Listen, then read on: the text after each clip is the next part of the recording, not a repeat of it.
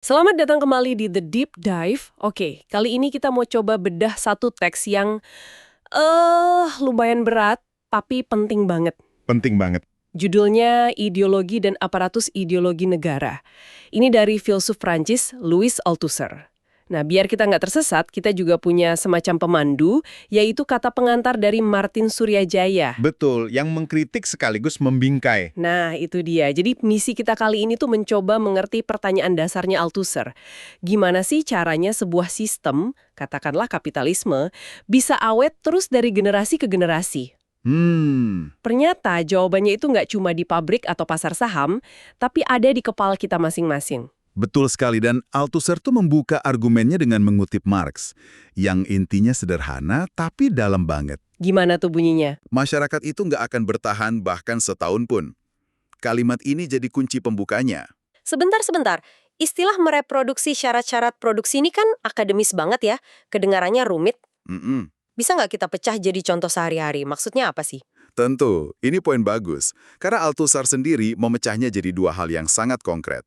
Pertama, yang paling kelihatan mata, mereproduksi alat-alat produksi. Oke. Pabrik garmen misalnya, butuh benang, butuh kain, butuh listrik, mesin jahit yang rusak harus diperbaiki atau diganti baru kan? Iya, logis. Nah, si pemilik pabrik harus memastikan pasokan bahan baku dan mesin terus jalan. Ini kayak rantai pasok yang nggak boleh putus. Kalau putus, ya macet sistemnya. Ini bagian yang logis. Oke, itu bagian hardware-nya. Pasti ada software-nya kan? Tepat. Dan ini bagian kedua yang menurut Althusser sering dilupakan, tapi justru paling krusial. Mereproduksi tenaga kerja. Nah, Dan ini bukan cuma soal ngasih upah supaya buruh bisa makan, bayar kontrakan, terus punya anak yang nanti jadi buruh baru. Itu terlalu dangkal. tunggu dulu. Jadi bukan cuma soal regenerasi fisik para pekerja. Terus apa lagi dong? Jauh lebih dari itu. Tenaga kerja itu harus kompeten. Kompeten di sini ada dua sisi. Sisi pertama, ya reproduksi keterampilan atau skill. Oke, Buruh jahit harus tahu cara pakai mesin. Manajer harus tahu cara bikin jadwal. Akuntan harus tahu cara hitung untung rugi. Nah, disinilah sekolah modern mulai masuk ke dalam gambar. nah ini dia. Di sini mulai menarik. Jadi, sekolah itu fungsinya kayak semacam pusat pelatihan canggih untuk sistem kapitalisme gitu? Secara fungsi, iya. Tapi Althusser menggali lebih dalam. Di saat yang sama sekolah ngajarin know-how teknis itu, ia juga melakukan hal kedua yang jauh lebih subtil, Apa tuh? yaitu mereproduksi ketundukan pada ideologi yang berkuasa. Wow, ketundukan. Itu tuduhan yang serius banget. Maksudnya gimana sekolah mengajarkan kita untuk tunduk tanpa kita sadari? Contohnya ada di sekitar kita. Di balik pelajaran matematika atau fisika yang kelihatannya netral, ada seperangkat aturan main yang terus ditanamkan. Aturan sopan santun, cara hormat ke otoritas, pentingnya disiplin, datang tepat waktu, pakai seragam, pelajaran kewarganegaraan. Iya. Intinya, kita diajari untuk menerima tatanan yang ada sebagai sesuatu yang, ya, wajar dan alamiah. Calon buruh belajar patuh. Calon manajer belajar cara memberi perintah. Jadi, di bawah selubung transfer ilmu, ada proses indoktrinasi halus. Ini jadi bikin saya mikir kembali soal masa sekolah saya deh. Semua upacara bendera, tiap Senin, aturan rambut, nggak boleh gondrong, hukuman karena telat. Nah, Althusser mungkin akan bilang semua itu bukan sekedar soal disiplin, tapi bagian dari latihan kepatuhan massal ya. persilis. Itu adalah praktik-praktik kecil yang kalau diakumulasi belasan tahun, yang membentuk cara pikir kita. Ini membawa kita ke konsep besarnya Althusser tentang cara negara bekerja. Oke. Menurut tradisi Marxis lama, negara itu kan mesin represi, isinya tentara, polisi. Tapi bagi Althusser, definisi itu terlalu kasar. Negara punya dua tangan. Tangan pertama yang kelihatan jelas, yang ia sebut aparatus represif negara atau ARN. ARN? Isinya ya itu tadi, pemerintah, tentara, polisi, pengadilan, penjara. Cara kerjanya jelas, dominan pakai kekerasan atau ancaman kekerasan. Oke, itu tangan kanan negara yang berotot, kelihatan. Terus tangan kirinya apa? Nah, tangan kirinya ini yang lebih halus tapi mungkin lebih efektif. Althusser menyebutnya aparatus ideologi negara atau AIN. AIN. Dan daftarnya ini panjang banget. Ada AIN agama kayak gereja, masjid. AIN pendidikan, ya sekolah. Terus AIN keluarga, hukum, politik serikat buruh, komunikasi, kayak pers, TV, bahkan budaya, sastra, olahraga. Wah, banyak banget. Jadi apa beda mendasarnya? Apa AIN ini sama sekali nggak pakai kekerasan? Kan sekolah juga bisa menghukum murid, keluarga bisa menghukum anak. Pertanyaan bagus. Perbedaannya itu ada di fungsi dominannya. Oh, oke. AIN, senjata utamanya ya represi, kekerasan. Sementara AIN, senjata utamanya ideologi, gagasan. Tapi Althusser cerdas, dia bilang nggak ada yang 100% murni. Masuk akal. Sekolah memang bisa menghukum, itu sisi represifnya. Tapi fungsi utamanya kan menanamkan gagasan dan nilai-nilai. Sebaliknya, polisi punya slogan melayani dan mengayomi. Itu sisi ideologisnya. Tapi kalau situasi genting, ya senjata utamanya tetap pentungan. Oke. Jadi yang membedakan itu senjata mana yang paling dominan mereka pakai. Tepat. Dari semua AIN tadi, keluarga, media, agama, apakah ada satu yang menurut Althusser lebih berkuasa dari yang lain di zaman modern ini? Ada.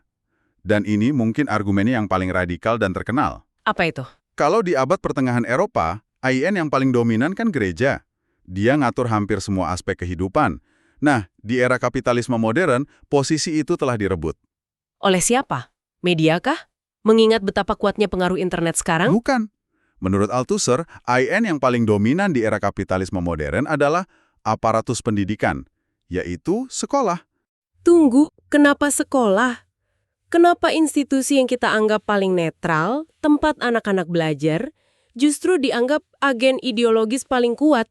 Ini agak susah dipercaya loh. Althusser punya beberapa alasan kuat. Pertama, jangkauannya. Sekolah itu menyandera hampir semua anak dari semua kelas sosial. Iya juga ya. Kedua, durasinya. Anak-anak ini wajib hadir di sekolah selama bertahun-tahun. 8 jam sehari, 5-6 hari seminggu. Gak ada gereja atau stasiun TV manapun yang punya audiens yang terkunci dan sekonsisten itu. Bener juga. Ketiga, momennya. Sekolah menangkap kita pada usia paling rentan, paling gampang dibentuk, saat pikiran kita masih kayak spons. Jadi karena sekolah punya akses total ke generasi baru selama masa-masa paling formatif mereka, ya. Tepat. Dan di balik topeng netralitasnya, sekolah itu melakukan tugas penyortiran ideologis secara massal. Sebagian besar dari kita dicetak untuk jadi pekerja yang baik. Oke. Sebagian kecil dididik lebih lanjut jadi teknisi atau manajer. Dan hanya segelintir elit yang disiapkan untuk jadi bos, politisi, atau ideolog profesional itu sendiri. Wah. Makanya Althusser bilang, pasangan sekolah keluarga telah menggantikan pasangan gereja keluarga di masa feudal sebagai pilar utama reproduksi tatanan sosial. Oke. Gambaran makronya udah sangat jelas. Negara punya AIN, dan sekolah adalah AIN yang paling dominan. Sekarang pertanyaan paling penting. Gimana cara kerjanya di level individu? Nah, Bagaimana ideologi itu bisa masuk ke kepala saya dan Anda dan bikin kita bertindak sesuai keinginan sistem? untuk menjelaskan ini, Althusser menciptakan konsepnya yang paling orisinal dan sering dikutip. Interpelasi. Foto gampangnya, pemanggilan. Oke. Dia menjelaskannya dengan sebuah analogi yang brilian, karena sangat sederhana dan terjadi sehari-hari. Oke, saya siap. Apa analoginya? Bayangkan Anda lagi jalan sendirian di sebuah jalan. Tiba-tiba dari belakang seorang polisi teriak, kamu di sana?" Apa yang Anda lakukan secara refleks? Iya. Nengok? Lah, pasti nengok. Mungkin sambil sedikit panik mikir, saya salah apa ya? Persis.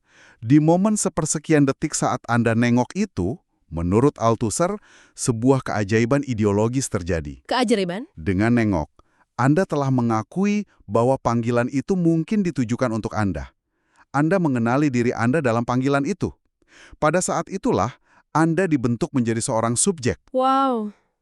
Sesimpel itu ya? Anda menjadi subjek hukum yang tunduk pada otoritas polisi. Jadi interpelasi itu proses di mana sebuah ideologi memanggil kita, terus kita merespons, dan dengan merespons kita secara tak sadar menerima posisi kita dalam struktur itu. Tepat sekali. Ideologi itu gak bekerja dengan cara pidato di depan kerumunan, ia bekerja dengan cara membisiki atau memanggil kita satu persatu secara personal. Hei, kamu! Hei, kamu warga negara yang baik. Hei, kamu konsumen yang cerdas. Hei, kamu ayah yang bertanggung jawab. Struktur pemanggilan ini selalu butuh satu figur pusat, yang Althusser sebut subjek dengan S besar. Contohnya? Dalam ideologi agama, subjek ini Tuhan. Tuhan, subjek, memanggil individu, misalnya Ibrahim, menjadi seorang subjek dengan S kecil. Dan ketika Ibrahim menjawab, inilah aku Tuhanku, ia secara bebas menerima ketundukannya. Jadi ini keajaibannya ya? Betul, menangkap intinya dengan sempurna.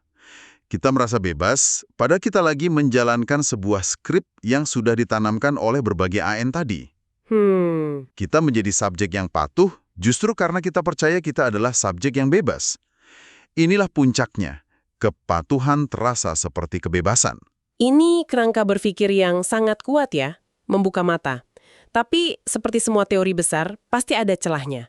Nah, disinilah kata pengantar Martin Suryajaya jadi penting. Nah, iya. Dia bilang ada tegangan besar dalam pemikiran Althusser. Maksudnya apa tuh? Jadi Althusser itu punya misi besar, membersihkan Marxisme dari dua penyakit. Pertama, dogmatisme ekonomi. Pandangan Stalinis kuno yang bilang segalanya cuma cerminan ekonomi. Oke. Penyakit kedua, humanisme burjuis, yang bilang manusialah pusat segalanya, individu bebas menentukan nasib. Dia coba cari jalan tengah. Jalan tengahnya itu seperti apa? Dia usulkan konsep otonomi relatif. Artinya, ideologi dan politik itu punya logikanya sendiri. Nggak bisa direduksi jadi soal ekonomi aja. Tapi Ada tapinya? ia tetap percaya pada determinasi pada pokok terakhir oleh ekonomi. Jadi ekonomi tetap penentu akhir, tapi kapan akhir itu tiba, nggak ada yang tahu. Nah, di mana letak masalahnya menurut Martin Suryajaya? Masalahnya, menurut Suryajaya, pokok terakhir yang ditentukan ekonomi itu nggak pernah benar-benar dijelaskan cara kerjanya sama Althusser. Oh, Althusser sendiri pernah nulis, jam sepi pokok terakhir tak pernah tiba. Akibatnya, pemikirannya jadi berat sebelah, terlalu condong ke ideologi. Kritiknya, Althusser jadi terjebak dalam idealisme, seolah-olah tidak ada apapun di luar ideologi. sosial dan ekonominya jadi ketinggalan begitu. Tepat, dan Suryajaya menunjuk sebuah ironi yang menarik. Althusser itu benci banget sama filsuf Jerman Hegel yang dia anggap biang kerok idealisme. Dia mau buang Hegel dari Marxisme, tapi tanpa sadar, dia memasukkan lagi pemikiran Hegel lewat pintu belakang, yaitu melalui teori psikoanalisis Jacques Lacan yang sangat Hegelian. Wah, menarik. Hasilnya, banyak murid Althusser yang hebat dalam analisis wacana dan ideologi, tapi hampir nggak pernah nyentuh analisis ekonomi politik. Jadi, saran dari Suryajaya apa? Kita harus bagaimana membaca Althusser hari ini? Sarannya sangat provokatif. Dia bilang, mungkin sudah cukup kita terobsesi dengan bagian akhir esai Althusser yang keren soal interpelasi. Mungkin sudah saatnya kita kembali ke bagian awal esainya. Kembali ke dasar ya? Betul. Kembali ke pertanyaan yang sangat material dan konkret. Gimana syarat-syarat produksi pabrik, upah, tenaga kerja direproduksi hari ini? Jangan sampai kita tersesat di labirin ideologi dan lupa sama fondasi ekonominya. Oke, ini pembahasan yang padat banget. Jadi kalau harus diringkas, ada beberapa gagasan besar yang bisa kita bawa pulang. Pertama, gagasan bahwa negara itu ngontrol kita dengan dua cara. Yang kasar lewat polisi dan yang halus lewat ideologi di sekolah, media, bahkan keluarga. Betul. Kedua, dan ini yang paling mengejutkan, argumen bahwa sekolah, institusi yang kita kira netral, sebenarnya adalah agen ideologis paling kuat di masyarakat modern. Fungsinya bukan cuma mencerdaskan, tapi juga mencetak kita agar pas dengan cetakan yang ada. Dan yang terakhir, cara kerja ideologi yang sangat personal itu. Konsep interpelasi. Pemanggilan yang membuat kita secara sukarela mengambil peran kita sambil merasa bahwa semua itu adalah buah dari kebebasan dan pilihan pribadi kita. Sebagai penutup, saya ingin melempar satu pemikiran untuk Anda renungkan. Althusser menulis ini di akhir 60-an. Saat itu, TV dan koran adalah AIN komunikasi utama. Ia simpulkan, sekolah yang paling dominan. Oke. Sekarang, di era digital, mari kita ajukan lagi pertanyaannya. Apa aparatus ideologi dominan hari ini? Apakah posisi sekolah sudah tergeser? Mungkinkah AIN dominan sekarang adalah media sosial dengan algoritmanya? Wah, Ia tidak lagi teriak, "Hei, kamu!" di jalan. Tapi memanggil kita lewat notifikasi personal di ponsel setiap detik. Ia menginterpelasi kita menjadi subjek-subjek data yang preferensi, perilaku, dan bahkan emosinya bisa diprediksi, dikategorikan, dan dimonetisasi. Pertanyaan Althusser 50 tahun lalu mungkin justru lebih relevan untuk dijawab hari ini.